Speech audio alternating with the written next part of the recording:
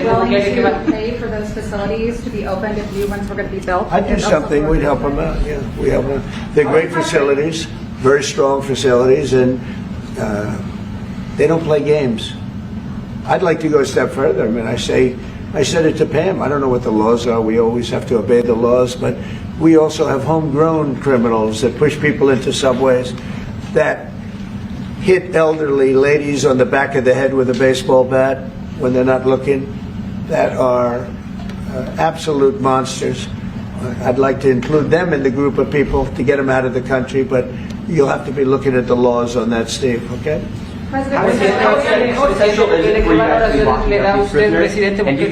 just saw this video showing satellite images of the prison in El Salvador that ICE is sending all of those people to.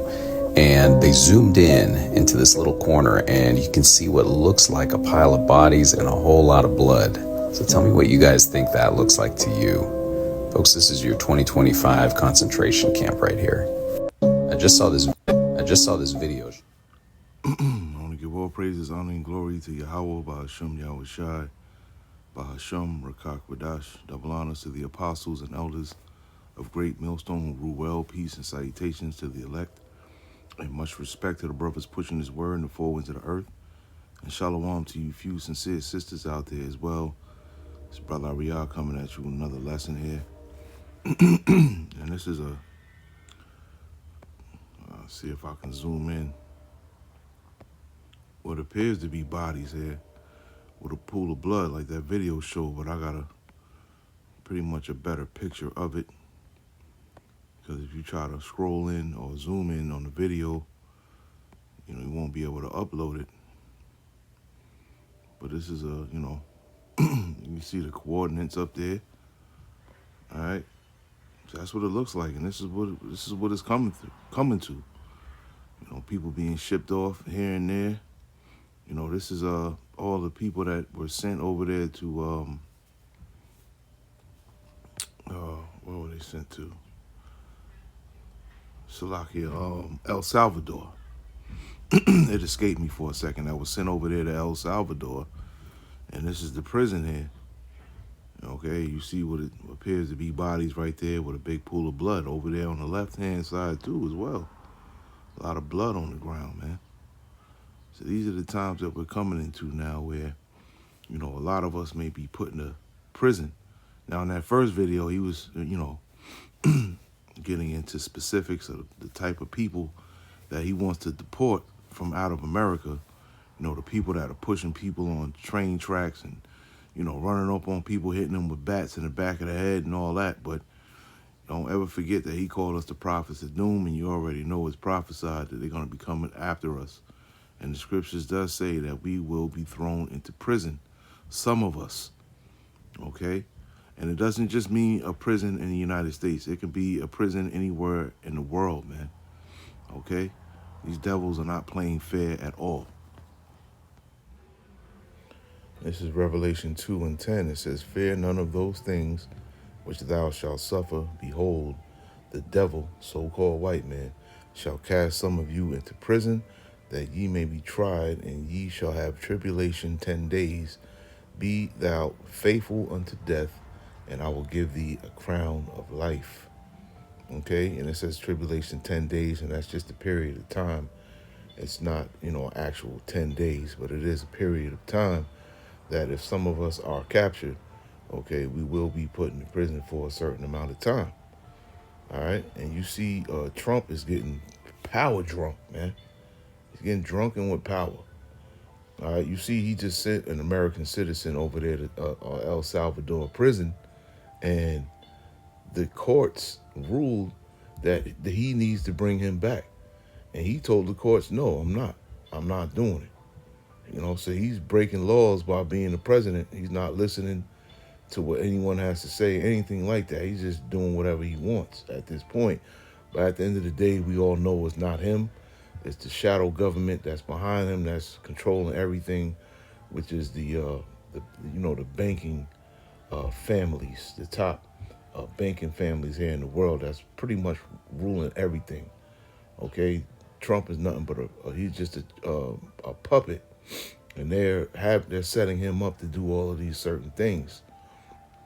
Okay, but we already know that they're going to be coming after us soon. Okay, so it says, fear none of those things which thou shalt suffer, and behold, the devil shall cast some of you into prison, that ye may be tried. And that reminds me of Ecclesiasticus, the 2nd chapter. Okay, where it says, don't make haste, make not haste in the time of trouble. Okay, and it says, I'll just start at the top. My son, if thou come to serve the Lord, prepare thy soul for temptation, and set thy heart aright, and constantly endure, and make not haste in the time of trouble. Okay, so if some of us are cast into prison, I pray that the Lord puts a spirit on me, or if it happens to any of y'all, he puts a spirit on y'all to not panic. That's what it means to not make haste. Don't panic. Don't make a messed up decision when you're put in a predicament or any type of predicament. It's the best thing to do is to be patient and wait for the Lord to make a way. Okay, or a miracle can happen, man. In these last days and times, the Lord is going to magnify his power, and he's going to have certain miracles happen, man. Just got to believe. And it says, cleave unto him, and depart not away, that thou mayest be increased at thy last end. Okay, the Lord is going to be, giving brothers spiritual power and things of that nature. But a lot of us are going to be stuck between a rock and a hard place. Okay, and it's going to look like, we're going to lose, and we're not going to be able to make it out of the situation. But through the spirit and power of Yahweh Bashem Yahushai, he's going to make a way, man. He's going to make a way for us to get out of these certain situations that we may be in. And it says, whatsoever is brought upon thee, take cheerfully, and be patient when thou art changed to a low estate, man. Okay, and these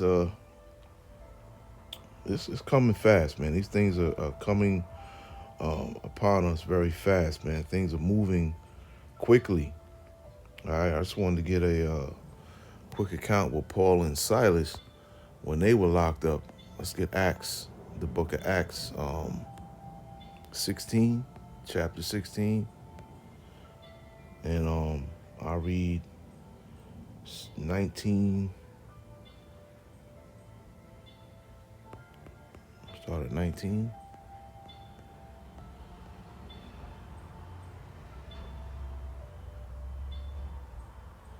Let me start at 19.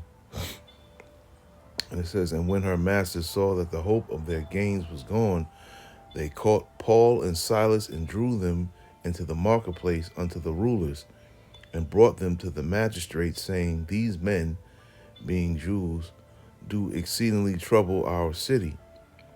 Just for preaching the word, just for reproof and rebuke against people. Okay, exceedingly trouble our city, and teach customs which are not lawful for us to receive, neither to observe, being Romans. And the multitude rose up together against them. Right, the same thing is gonna happen to us, man. All right, I'm gonna read that in I believe Matthew's the 10th chapter. Okay, and the multitude rose up against them, and the magistrates rent off their clothes and commanded to beat them. And when they had laid many stripes upon them, they cast them into prison, charging the jailer to keep them falsely, right? Laid many stripes on them, whipping them. Just like it says in Matthew 10, I believe men are going to try and catch us and scourge us in their synagogues, right? Scourge is the same thing as, being whipped. Okay, so the same things that happened to the prophets of old are going to happen to the prophets in this time as well. And it says, who having received such a charge, thrust them into the inner prison, and made their feet fast in their stocks. And at midnight Paul and Silas prayed and sing praises unto the Most High Yahweh, and the prisoners heard them. And suddenly there was a great earthquake, so that the foundations of the prison were shaken, and immediately all the doors were open, and everyone's bands were loosed. Okay, this is the Lord, showing his power, just like I said. we could be in a situation like this where we're locked up and the Lord will make a way for you, man. It's like he made a way for Paul and Silas right here.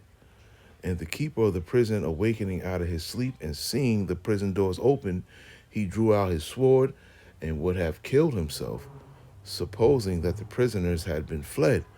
But Paul cried with a loud voice, saying, "Do thyself no harm, for we are all here." Then he called for a light and sprang in and came trembling and fell down before Paul and Silas and brought them out and said, "Sirs, what must I do to be saved?" And they said, "Believe on the Lord Yahushua HaMashiach, and thou shalt be saved, and thy house." Okay, and the Lord's going to do a lot of marvelous works in front of people that really don't believe. And because they see and witness the works of the Lord, okay, and the miracles that the Lord is going to perform, is going to turn them into believers. And that's a beautiful thing, okay? Those things are going to happen in these last days and times as well, man.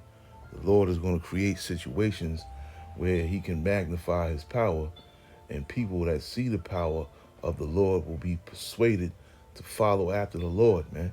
Okay? Because you already know Jake sometimes need to see something in order to believe it, man. Okay? We are blessed because we don't have to see a great miracle in order to believe in the Lord and Yahushua, man. It's just in our spirits to do so, okay? Through the word, man. All right? Through the doctrine and through the word and through the teachers that the Lord has set up for us to learn from. Okay? Let's get I'll go to Matthew 10 and 17 now. You know, so that's a beautiful account that Paul and Silas went through, you know, and the Lord is gonna do things like that again.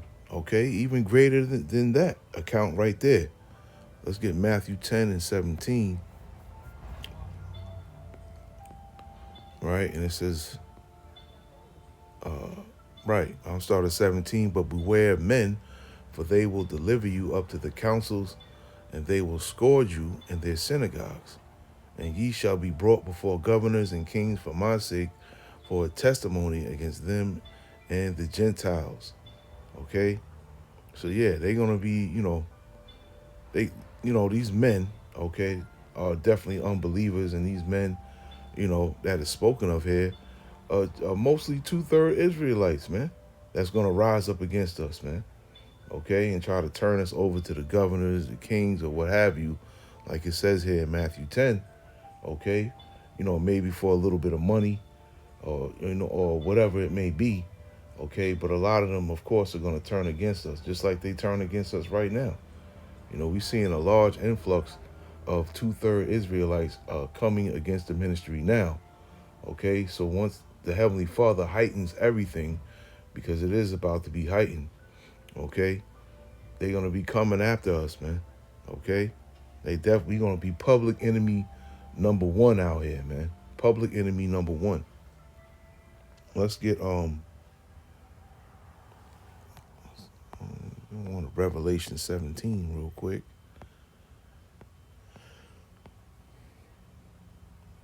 I'll read 4 through 6. And it says, and the woman, which is America, okay, and the woman was arrayed in purple and scarlet color and decked with gold and precious stones and pearls, having a golden cup in her hand full of abominations and filthiness of her fornication. And upon her forehead was a name written, Mystery Babylon, the Great, the mother of harlots and abominations of the earth. Okay, and you can't tell me that the United States does not compare to these characteristics that are given right here, man. This is how you know this is talking about America. And I saw the woman drunken with the blood of the saints and with the blood of the martyrs of Yahushua. And when I saw her, I wondered with great admiration. Okay, yeah, so drunken with the blood of the saints. Okay, yeah, they're going to seek to kill us, man. Definitely, man. This is prophecy. This is future prophecy that's coming. But they're going to seek to kill us that preach this word, They're going to seek to kill those that you that watch these videos. Don't think for a second they don't know who you are. They know who you are, just like they know who we are. Okay? So this is not something that you want to be a part of just to be a part of something. You really need to know what you're a part of and what potentially could come your way, or what harm could potentially come your way, man. This thing is deadly serious, okay? And if you're not going to take it seriously, then now's the time to step away, man, okay? But for those that do take it seriously, like I myself do, and many other brothers and sisters do take it seriously, we know what could potentially happen to us, man. But at the end of the day, the Lord is not putting the spirit of fear on us, man. All right? Because we know what we're facing, but we also know what is at the end of that road, man. And it's the kingdom, okay, to live in righteousness. All right? So it's definitely, something worth risking your life for, man. Okay? So we don't fear what Esau can do to us. We fear what the Lord can do to us at the end of the day. So yeah, I just wanted to bring this out real quick. I think another brother from California did a quick live on it as well. Go watch and be edified. I think it's I forgot the brother's page, dedication, inspiration. I'm not even gonna botch it. I forgot the brother, but the brother in GMS California, he did a live on it as well. Yeah, go watch that if you can find the page. But Lord willing, this lesson was edifying and informing. I want to give all praises, honor, and glory to Yahweh, Ba'ashem, Yahweh Shai, Ba'ashem, Rakak Wadash, Shalom.